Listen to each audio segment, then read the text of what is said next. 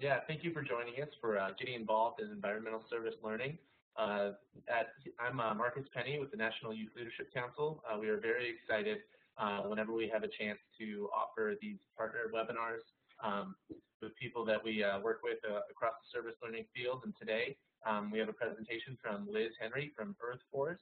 She is the Director of Community Partnerships at Earthforce, and she'll tell you more, I assume, about what she does and things they do over at Earthforce. So if you have any questions, you can just use the chat box to message myself directly at National Youth Leadership Council. Otherwise, make sure when chatting to select all, to send to all participants so that we can have just an open and fun discussion. Anyway, take it away, Liz. It's up to you now. Thank you, Marcus. I'm excited to be here, and I hope everybody can hear me okay. If not, use the chat box and we'll see what we need to adjust. As some of you may be familiar with Earthforce, I'm going to be taking you through a little bit about kind of what we do and, excuse me, how we build our programs in the communities. I've been with Earthforce for about 6 years now as an employee, but had used the Earthforce process as a classroom teacher. So I've had fortunately have had a chance to really see it from many different perspectives and to be involved in program development and curriculum development and all kinds of things that relate to the organization. But I'm going to take you guys through, and then we'll have a little bit of time too at the end so that you can ask questions. We can have some dialogue back and forth, and I'm happy to answer any questions that I can now or follow up with anybody individually as well. So I'm going to share here, see if this works.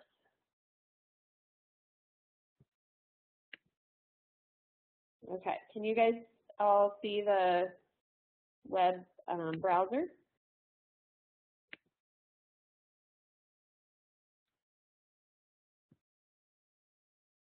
I'm going to assume that's a yes. If anybody, I do have my chat box open, so if anybody is having trouble seeing it, please let us know. But so Earthforce is a national organization. We have programming probably in about 50 communities across the country. We are headquartered in Denver and have been in the Denver area and in some of our communities for the better part of 15 or 20 years. And then we have kind of a range of communities that we've been working with for as long as that, and all the way up to newer communities that we've engaged over the last year or couple of years. So I'm going to take you through a little bit. Excuse me. There we go. A little bit about, first I want to just kind of introduce our process. So some of you may be familiar with it. We have a service learning framework that if you are familiar with any kind of service learning framework will probably look very similar to what you already know. But we do have a process, a curricular process that we use, and I'll take you through what that looks like. And then I'm going to talk a little bit about what we think kind of makes our approach unique. And I also want to make sure to highlight some of the opportunities for those of you who may be coming to Denver for the National Service Learning Conference, some opportunities to learn a little bit more about Earthforce and also about some of the partners that we've been working with in the Denver area. So I'll be pointing out some of the things that we have going on during the conference as well. And then we'll have some time after for some discussion in addition to that. So our mission statement at Earthforce, Earthforce engages young people as active citizens who improve the environment and their communities now and in the future. And so, excuse me, we want to, this is a mission statement that even though I'll talk a little bit about how our approach to that has changed over the last few years, but we have not changed that mission statement. So this has remained the same for a very long time. So we do continue, and I apologize, I just noticed a typo in there, but we do continue to, at the end of the day, we want to see young people going through our process to address environmental issues in their community and to become civically engaged. So our vision then, we envision a nation where young people from all walks of life are actively making positive change to the environment at their schools, in their neighborhoods, and in partnership with their communities. The last part is a big piece of what we'll be focusing on today is kind of that partnership piece. We don't see service learning necessarily as something that happens, one cool experience that kids have in 6th grade or 8th grade, but we want to look at it a little bit more holistically and try to figure out what are all of the opportunities from throughout their entire school career, from kindergarten through 12th grade, where they can engage in this type of problem-solving process, where they can address these environmental issues, where they can work in partnership with their community members, and where they can have leadership opportunities. So we really, as we develop our programming, we really look at how to do it in a way that is both holistic and sustainable. So we don't want to have just that kind of one-shot deal for a student where they remember the really cool project, but that they really have multiple opportunities throughout their entire career, and that the partners and the layers of relationships that are built around that are sustained throughout that whole time.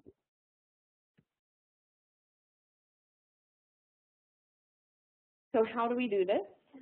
We offer a 6-step problem-solving process, and I'll give you guys an overview of that for those who may not be familiar.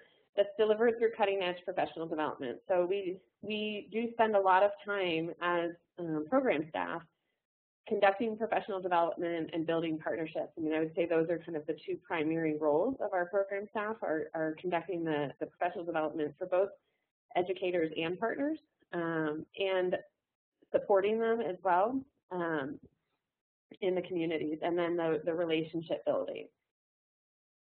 So that 6-step problem-solving process, you can see, I don't know if you can see my mouse, but step 1, the inventory, it looks kind of like a web, and I'll talk a bit about why that is as I get towards the end. So again, this is going to be very similar to other service learning processes. We may call things a different way, we may break it up into more steps, but it should look pretty familiar for those of you who have done service learning in the past through other frameworks or with other organizations. But initially, the students take an environmental inventory. So they take a look at their community, and they do this through a number of different ways. They might do environmental audits. They might be looking at water quality testing, doing energy audits or waste audits. They might do interviews with partners, with experts, conduct surveys among their community members. And the information that they're gathering, all the data that they're gathering through these methods are intended to inform the students identifying both issues and strengths within their community. So at the end of that step, they end up with a list of issues and a list of strengths. And those issues and those strengths, they will revisit throughout. They'll narrow down that list of issues, but it is really important to us that they identify both the issues and the strengths, and for a couple of reasons. One being that we don't want to leave students with the impression that there are only bad things happening in their communities, but we also think it's really important for them to be able to go back and look at some of the strengths as they start talking about how to address some of the issues. So at the end of that first step, they have a list of issues and they have a list of strengths. And in this case, there really are no wrong answers, as I explain it to teachers. It's not about, qualifying, well, this is really an issue, not a strength. In some cases, you might see the same thing in both lists, and that's perfectly fine. The students will have a chance to kind of filter through that as they go on throughout the process. The second step is issue selection. And in that issue selection, they're going to take that list of issues, and this is where they start to learn how to come together as a group to make decisions. So one of the things that makes the process unique, one of the things that makes the process unique is that we're not asking students to address these environmental issues as independent projects or even small group projects. The expectation is that this is maybe an entire class of 25, in some cases 30 students who are going through this process together, and they're looking at making decisions as an entire group. So even though there might be 25 things on that list of issues that all of the students see as important, this is where they begin to learn how to narrow that down to one thing that they're going to be researching and trying to address as an entire group. So in this issue selection process, there are a few different things that they might do. They might they might narrow it down to a number of democratic decision-making processes, and then at the end of the day, they have, say, 4 or 5. They've narrowed it down to 4 or 5. They may have done some comparative analysis around, cause and effect, for example, to kind of weed out some of the issues. They may have had class discussions about, why some are more important than others. And then they end up with a list of about 4 or 5 of those issues. And one of the cornerstones of our process is criteria-based decision-making. So at that point, when they have a shorter list of issues, but they still haven't selected one, we ask them to identify criteria for selecting something that they're going to be researching as a group. And so as they select that criteria, in most cases, students, all of us in our everyday lives, use criteria to make decisions. We do it without thinking about it. So we a part of the curriculum is really getting students to recognize when and how to use criteria to make decisions. So they have to think about things like, the access they have to information to be able to research it, for example. Whether they can research something on site, on campus, or whether they have to leave campus and do they have the ability to do so if they want to really dig into the research. So they use criteria, they identify criteria for something that they're going to be researching together as an entire group, and they use that criteria and weigh it against each of those issues in their narrowed down list. And so they take those 4 or 5 issues, they weigh them against each of the criteria, and at the end of that, they come up, one shines as not necessarily what is our group's favorite thing that we want to try to accomplish, but what did we decide is the best decision for our group? And that's kind of an important distinction to make, because you do get students who really want to, they have something in mind that they really want to address because that's their favorite. And this is not about doing our favorite thing, it's about doing what really makes the most sense for this group. And that's where that criteria comes in. So criteria-based decision-making is sort of the cornerstone of the process, and that comes in step 2, and it'll be narrowed again later. So once they've narrowed it down to that one issue, in step 3, they're going to look at that issue from all sides. And the first thing they do is to learn the difference between policy and practice, and to use that distinction throughout the rest of the research. So throughout the rest of the research, they're going to bring in diverse perspectives. They're going to talk with stakeholders, they're going to identify stakeholders, and then they're going to talk with those stakeholders or communicate with them and collect data from them and information from them in some way, shape, or form.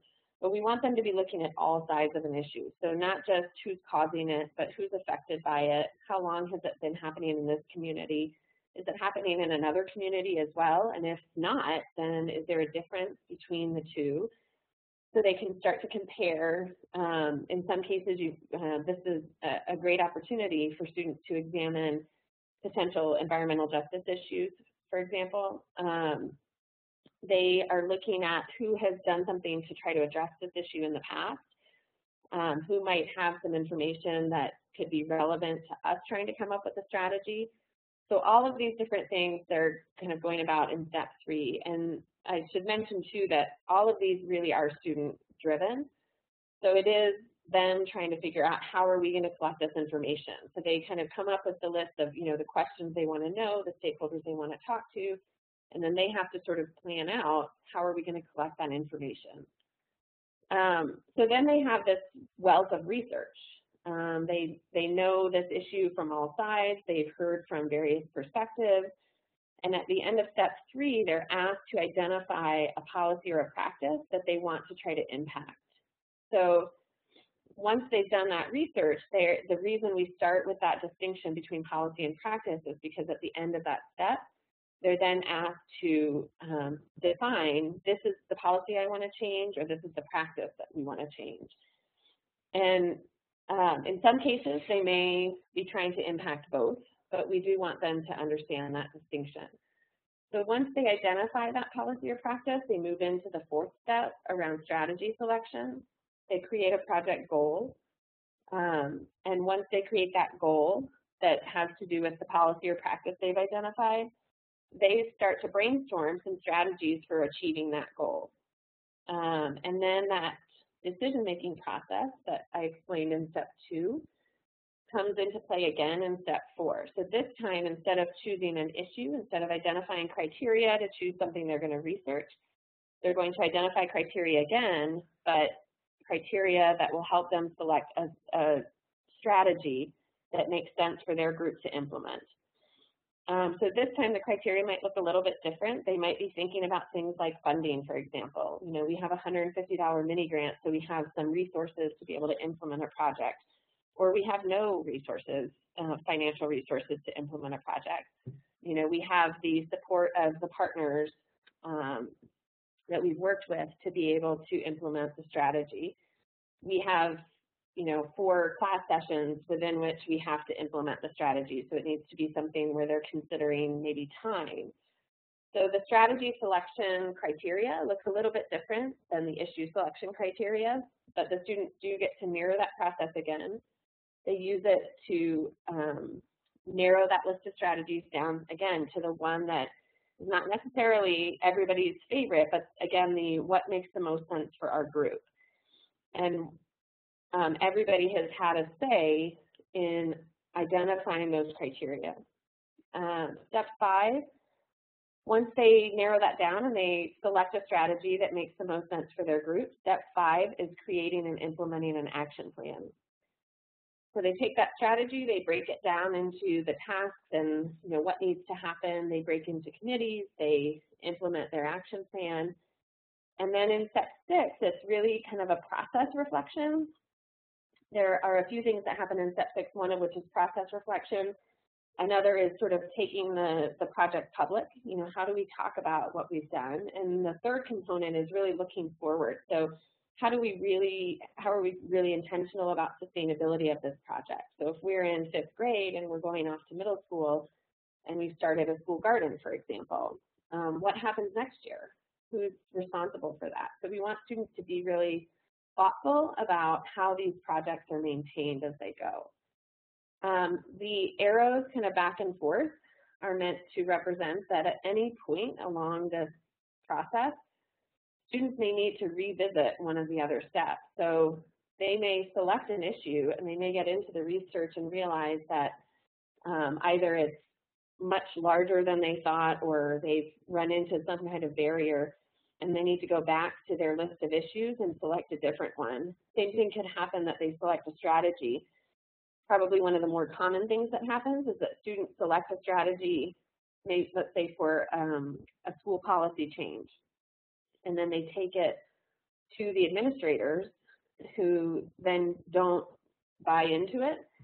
And so the students then have to kind of go back and reevaluate, okay, we can't do what we wanted to do at first, so what's our next option? So at any point along the way, they may revisit one of the other steps to help them be reflective as they go about how things are coming along and what opportunities they have to shape the project. At any point, if anybody has questions, feel free to put them into the chat box too as I go through this. I don't mean to rush through too quickly. So I'm going to play a little video that will show you kind of this process in action. This was actually created by a group that used the Earthforce process in Pennsylvania several years ago. And I'm going to play this because I think it gives a neat little peek at, from the student's perspective, kind of the process that they go through. We are from Lake Erie, Allegheny Earthforce.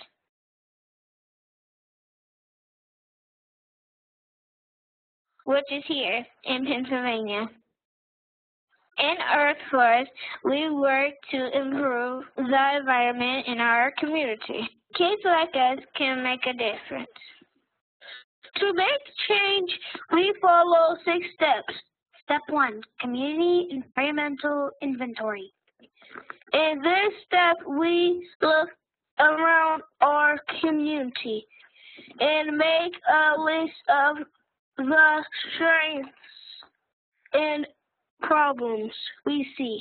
After making our list, we voted on which issue we wanted to do something about. Step 2, Choosing an issue. The issue we chose was a local stream called McDaniel Run. We chose this stream because it was dirty and people were throwing trash in it. Next, we had to do some research. We needed to know more about our stream and why it was polluted. Step 3, Policy and Practice Research. Our teacher helped us learn about watersheds and non-point source pollution. A watershed is an area of land where all the water that is under it or drains off it goes into the same place. When it rains, the water runs off the land into the water and takes with it all of the pollutants. This is called non-point source pollution, and it is the biggest cause of water pollution. So we explored our options. Step 4, Deciding what to do. We took a bus tour of the watershed from its headwaters to its mouth at Lake Erie. We looked at the riparian zone and did water quality testing. We made recommendations on how to improve the watershed. Post no cigarette butt signs, stream bank improvement, plant rain gardens, storm drain stenciling. After we had a clear idea of what we wanted to do, we went to work. Step 5, Taking action. We partnered with other kids in our community. We picked up trash along the stream and in our neighborhoods. We taught our neighbors to recycle. We discussed no-mow zones with a landscaping company. We purchased native plants and created a rain garden. Step 6, Looking back and ahead.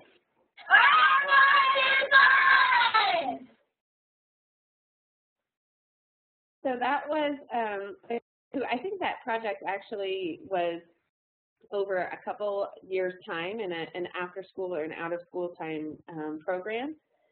And so they, as you can see, as they explain the strategies, they actually had a number of different things that they were able to do. So as we go through this process, as we support partners and educators in going through this process, one of the things that is very important to us is that the partnerships are key. So we don't anticipate that that educators and classrooms can kind of go through this and have as deep an experience or as robust an experience if they're doing it on their own. We also don't anticipate that every community is going to always rely on Earthforce to help support the group and bridge some of the partners in their community with the program. So the way that we approach our work is to build partnerships in a way that are creating kind of a web of support for each of the communities where we're working. This is our sort of vision map. You'll see our mission and vision up at the top corners. And if you notice down at the bottom, the buildings are intended to represent the partnerships, the types of partnerships that we look to build in the communities and that we hope are supporting the schools where we're working. And so we have community-based organizations, the schools and districts, government agencies, businesses, universities, faith-based organizations. Our vision is that these are creating sort of a web of support for a number of different opportunities. And then the pathways you see, environmental action, civic engagement, youth leadership, service learning. This vision of a community is not necessarily what Earthforce sees like as our national vision. This is actually what we see in each community where we're working. So in Northeast Denver, for example, we have a grant through Corporation for National and Community Service. We're in our third year of our youth engagement zone. Oh, I see some of you have the video still. Let's try.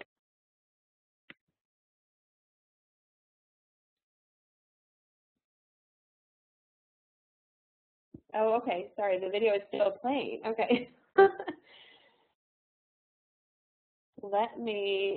Can you guys let me know on that when the video stops? I think you guys are just behind where mine was.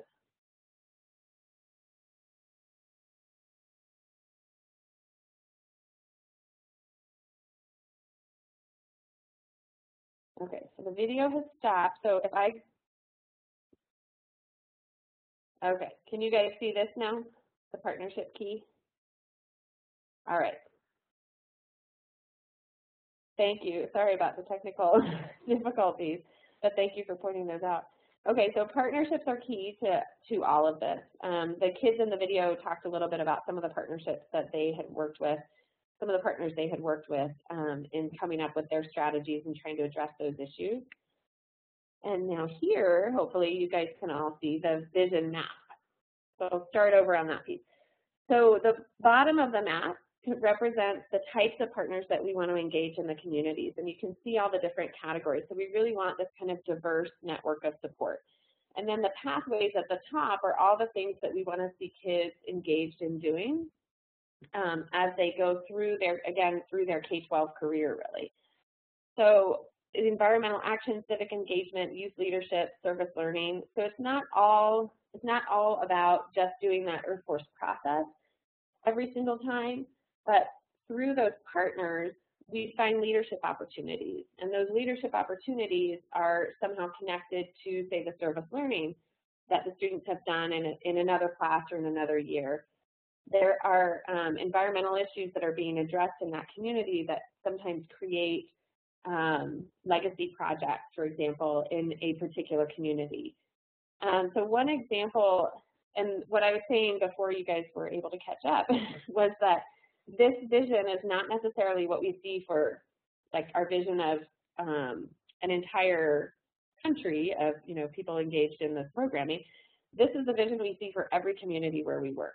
So in every community, as we approach partnership building in that community, this is what we're trying to accomplish.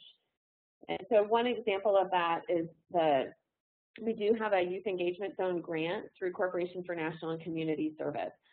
So in Northeast Denver, and Denver is where I happen to be located, in Northeast Denver, we are working with 4 schools and a handful of partners that are community-based organizations, government agencies, businesses, faith-based organizations. So we have engaged these different types of partners to connect in with the work that students are doing as part of their service learning. In addition to that, we actually sit down with some of these partners, mostly the community-based organizations, who are providing out-of-school programming. And those community-based organizations have both integrated elements of that Earthforce process into their programs, and we are sitting down to really align what we're all trying to do with the schools so that we are coming in complementary versus competitive. So the alignment happens both through logistical things like recruitment of students. So if we have 3 programs that are providing after-school opportunities to a limited number of students, then we want to make sure that those after-school opportunities are set up so that students can participate in on different days, or the recruitment's not conflicting between those programs. In addition, we have, for example, this will be our 3rd summer coming up of offering a summer program for the students, the middle and high school students in Northeast Denver.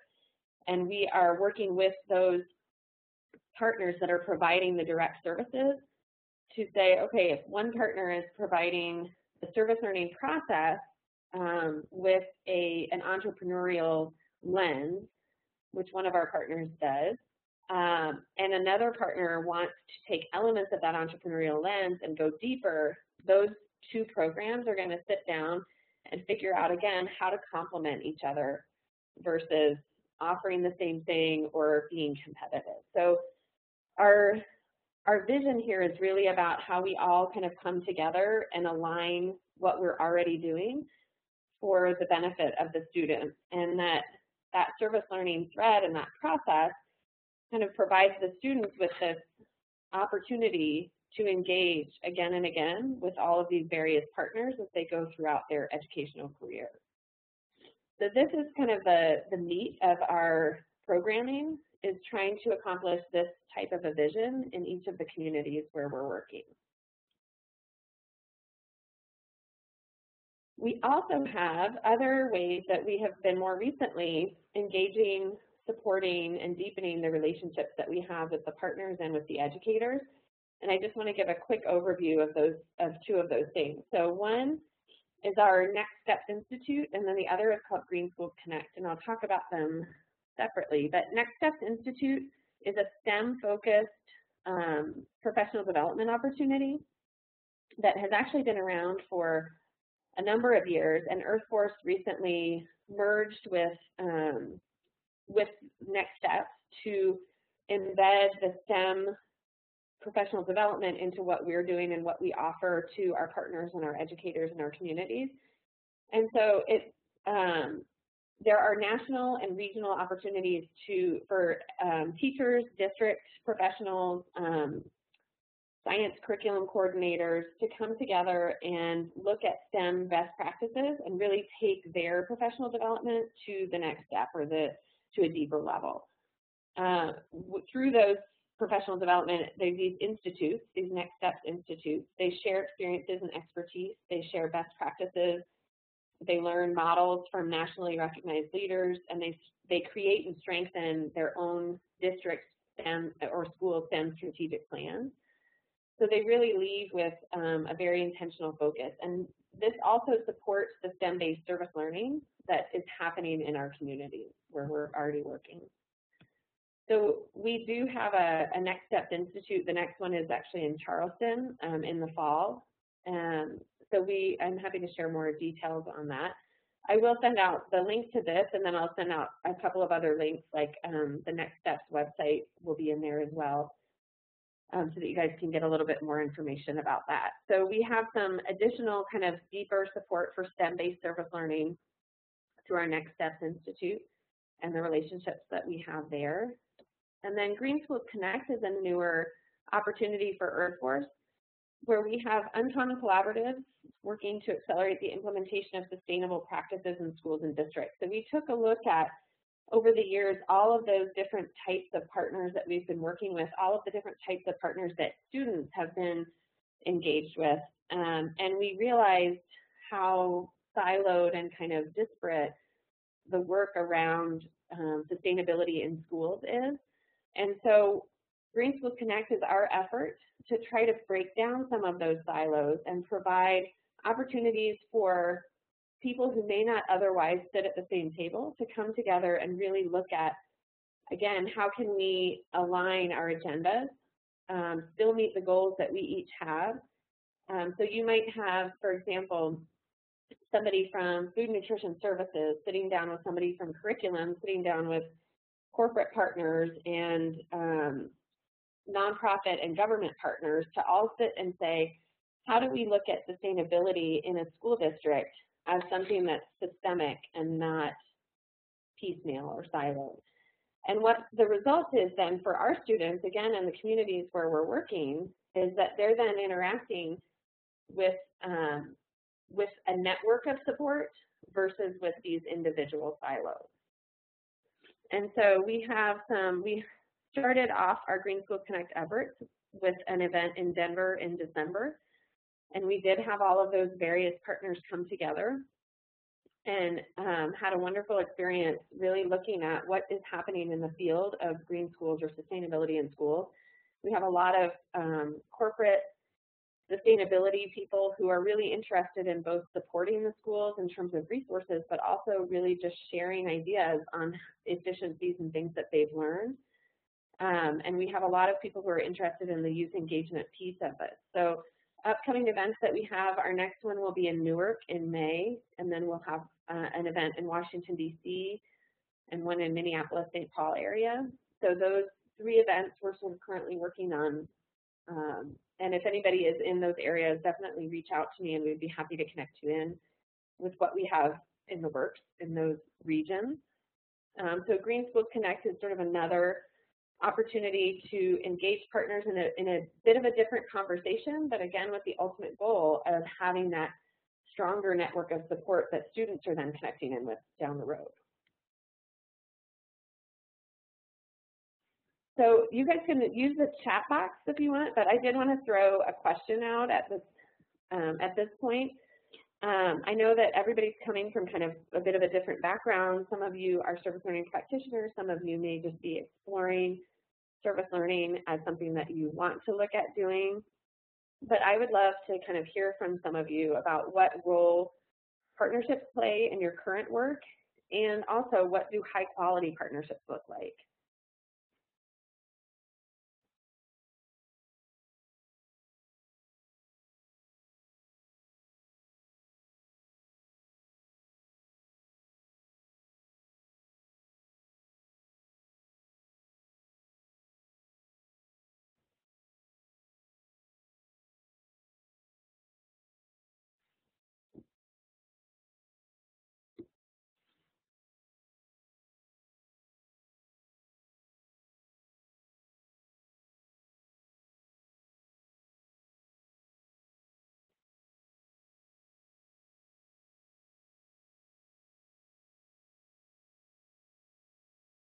Thank you, Laura. So Laura has some high quality partnerships set up in the district, a high school academy that teaches medical assisting classes.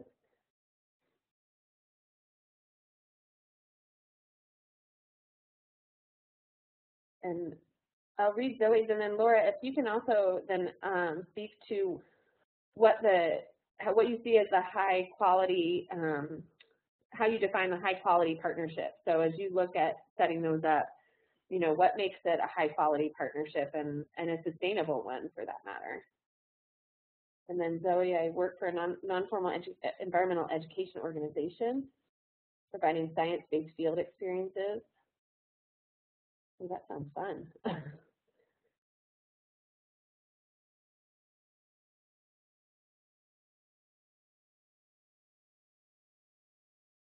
Both the students in the classes and the people receiving their services are benefiting. And I think that's the piece that for us is one of the most important elements of high quality partnerships, is that that element of it being mutually beneficial. And then Haseeb. So Earthforce, Youth Service America, State Farm, Georgia River Network. Greening Forward does have some amazing partners, and Greening Forward has some amazing vision too around just partnerships in general. And those of you who are not familiar with Greening Forward, I encourage you to look into the programs that they have been doing as well, because that is truly just a really an amazing program in the strength of the partnerships. So those of you that did list partners, I do notice that you also have that idea of that kind of diverse network of partners. So it's really about broadening sort of what might be a traditional definition of a partner in the field of education or in the field of environmental education even, and really looking more broadly at who may not have thought of themselves as a potential partner, but who could we engage. And sometimes when we think about partners for Earthforce, I think about both process partners and content partners. And so in some ways, I might have partners who, they may not have an environmental background, for example, even though the students might be addressing water quality in their community. I might have partners who are teaching them things like how to write a media release, or how to work through the process with an investigative journalism lens. We've had a partner like that in the work in Northeast Denver through the Youth Engagement Zone. So thinking about partners as not just who knows something about the issue itself, but who could also support elements of that process, or any process that students are going through for that matter. So some of the things that we've learned through our work at Earthforce, we do 3 types of evaluations each year. We do a student evaluation that is a pre and a post assessment, and the students are thinking about, from their own perspective, we're looking at 21st century skills. They self-report, but at the end of the day, we get information about 21st century skills, civic engagement, and civic efficacy. And 97% of students feel like their project made a difference. We also do educator surveys, and the educator surveys are just at the end of the year. So we ask participating educators to answer questions about student engagement, about some of the same 21st century skills and civic efficacy and that kind of thing that might be reflected on the student survey, but we ask it from the educator's perspective. And then we also ask about their own teaching practices. 77% of educators feel like they increase their partnerships between their school or program and the community. 86% of the participants, according to the student surveys, increase their civic skills needed to change their community. So there are some defined civic skills, and then we measure the statistical significance of growth in each of those.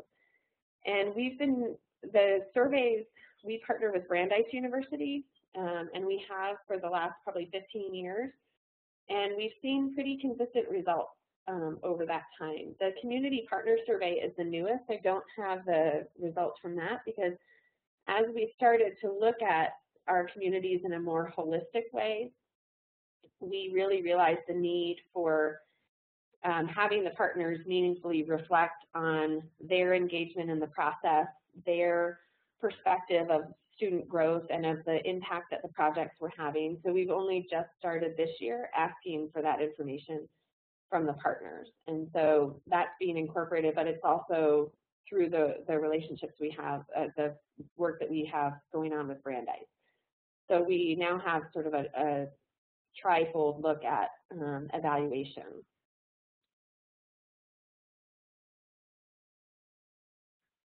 So the National Service Learning Conference that is coming up in Denver, I don't know how many of you will be out here for it, but there are a few opportunities both to learn more about what Earthforce has been doing and also just to see kind of service learning in action in the Denver area.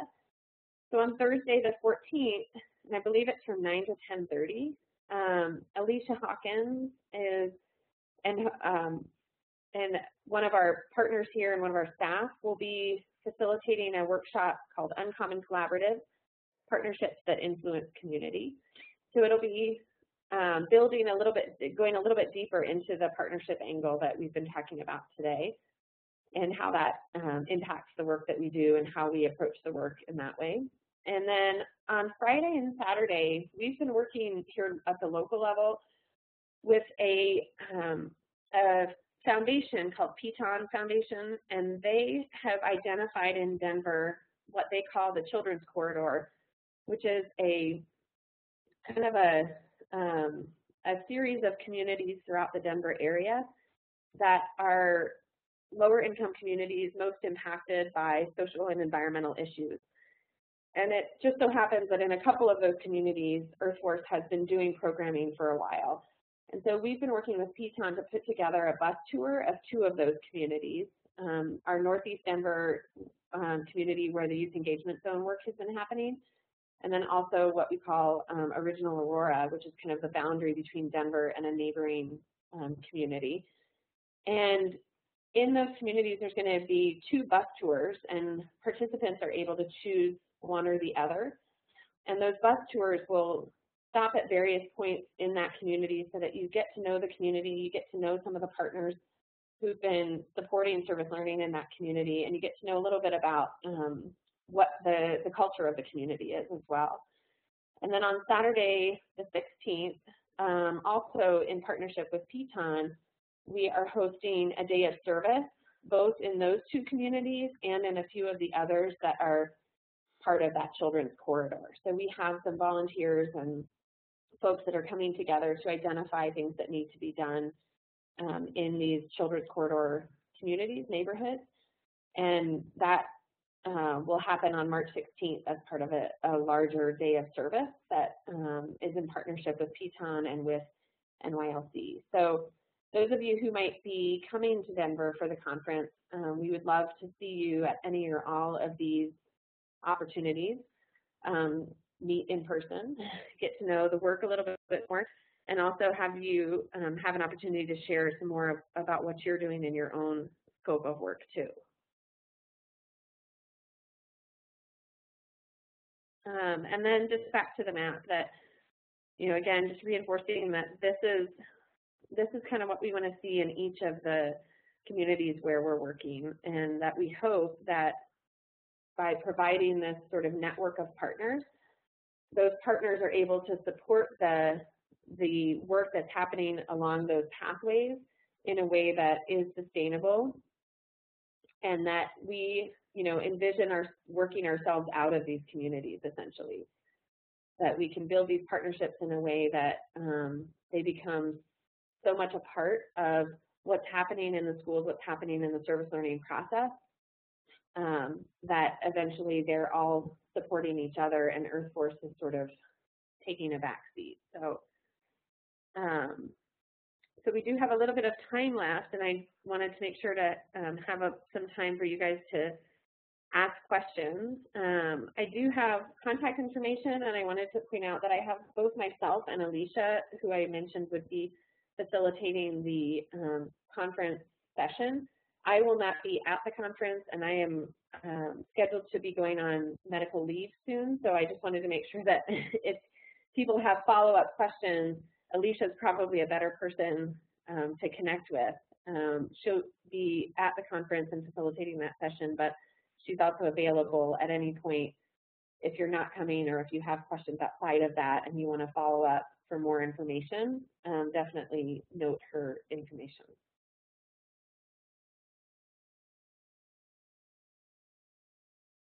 So does anybody have any questions or anything that you want me to talk a little bit more about?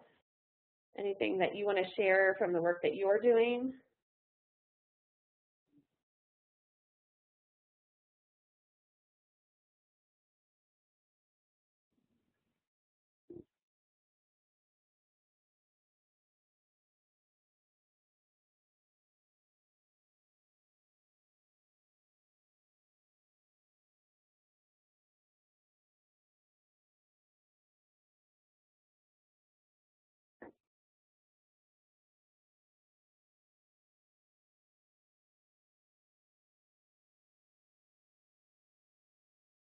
Let's see. Zoe is asking, coming from a community-based organization, do you have any recommendations on making a service learning experience holistic for students that I don't have access to every day?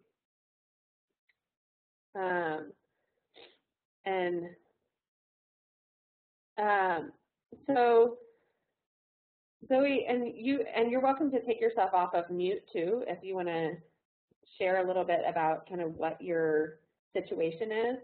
I would say that part of the benefit of building that kind of broader network of support is that you're engaging people that are all kind of on the same page about engaging the young people. So in a community, we don't provide direct service at Earthforce.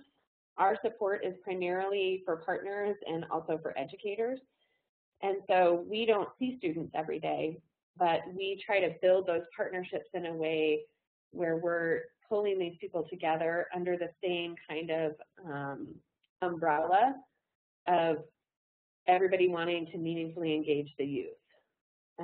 So we certainly don't have access to students every day.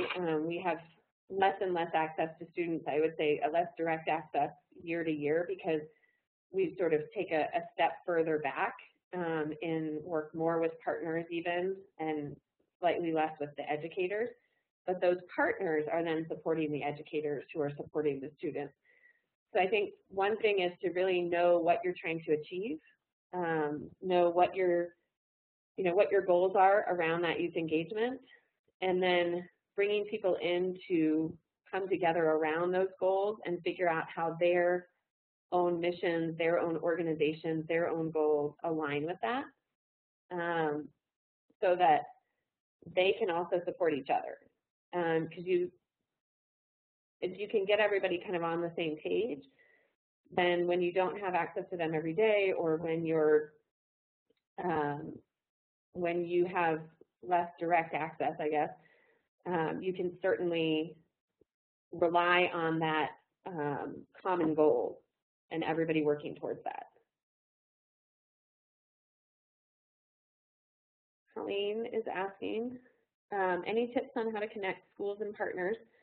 What are some ways to connect, communicate identified needs with what skills and resources partners have to offer? That's a great question. And my guess, Colleen, is that everybody does that in different ways. And I think it's something that we're still trying to figure out at Earthforce.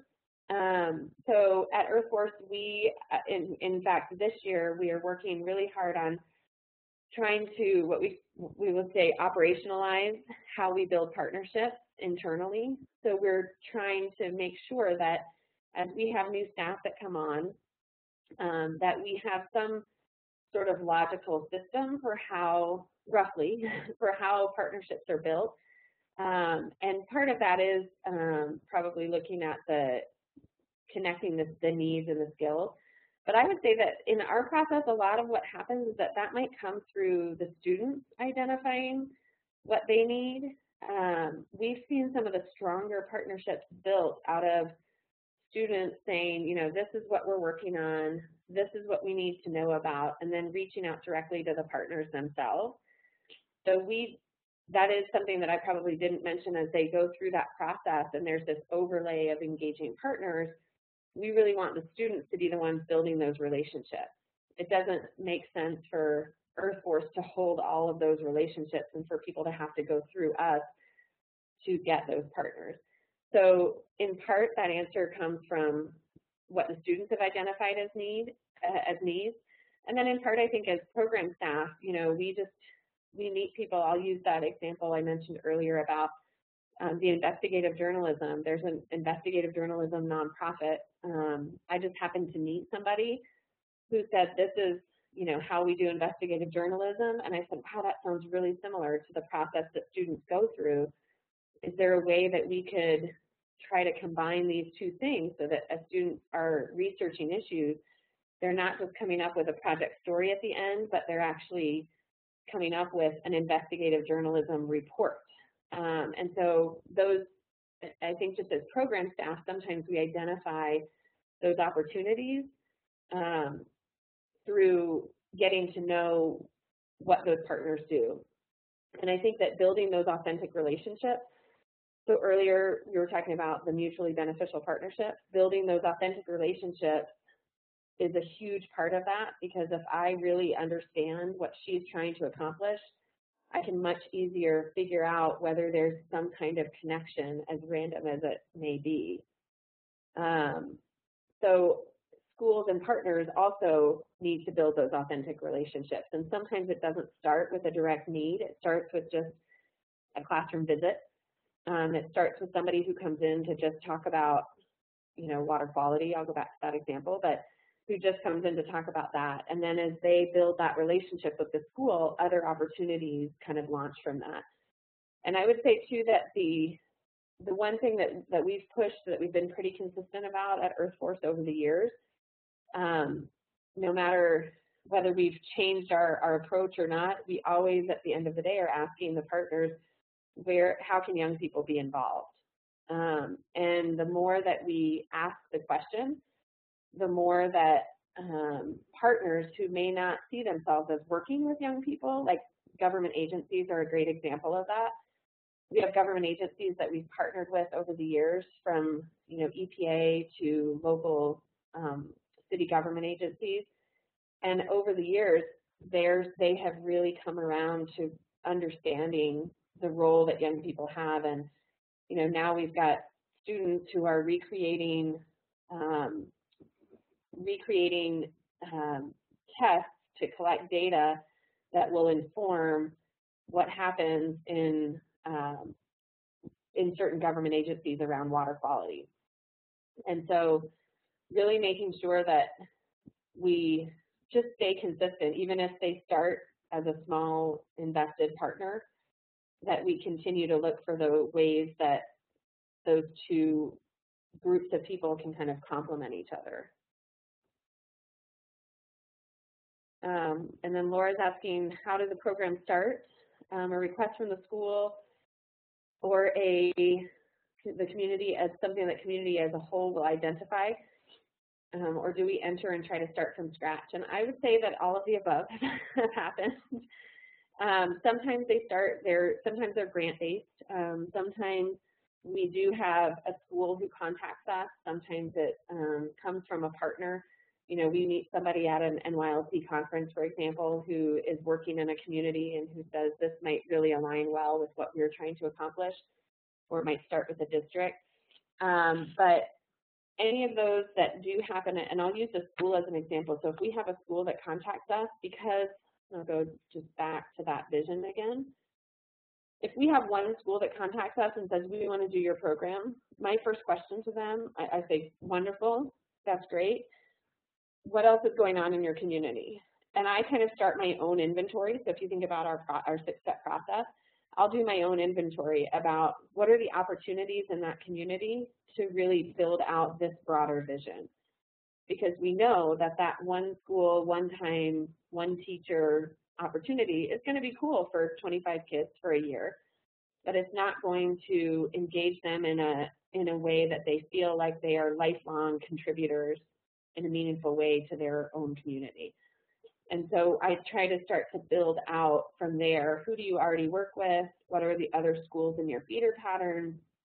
At Earthforce, we typically work more in lower income communities that serve students where 75% or more of them qualify for free and reduced lunch.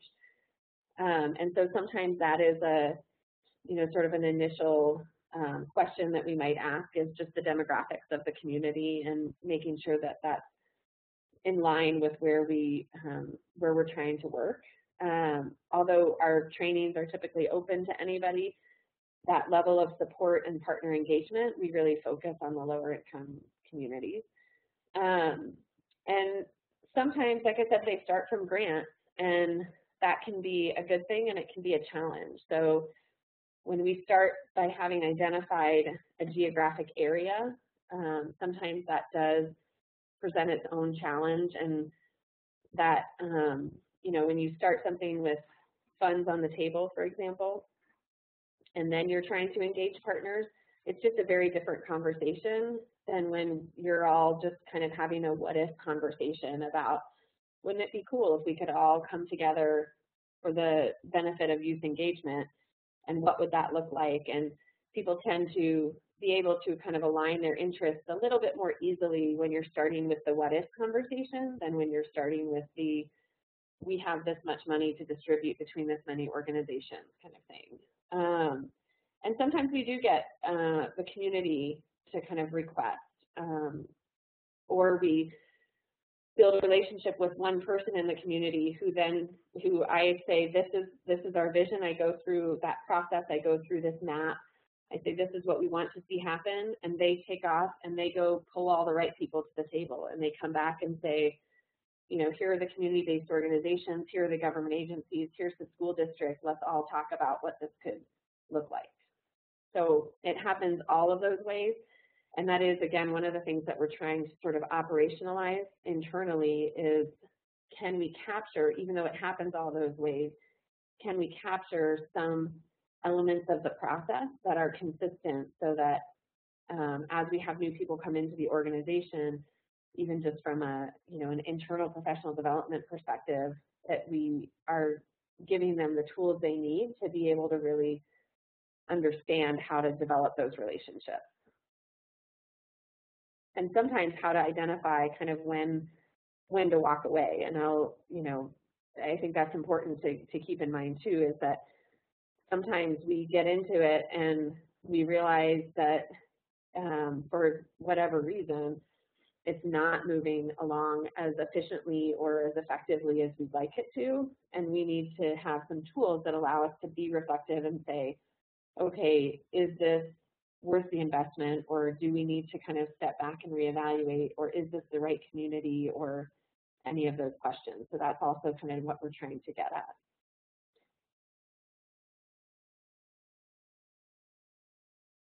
I appreciate all the questions, you guys. I don't want to keep anybody over the hour time that was scheduled, but I do want to offer that, I'll go back to the contact information in case you did not write it down, that both myself and Alicia are available for questions to dig into a little bit more. And we are happy to, Alicia certainly is happy to meet with anybody who's going to be in Denver, to meet with anybody face-to-face. So that would be a great opportunity to ask a little bit more. And you can also meet some of our partners if you're here in Denver. I mean, I wish that I was going to be there. But I do look forward to maybe connecting with some of you outside of this, those of you who might be interested in learning a little bit more. And if that's it, then that's all I have.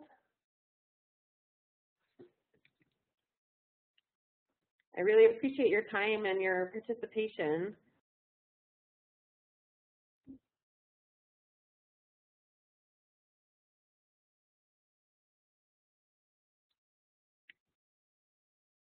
All right, and it's Marcus just chiming in again.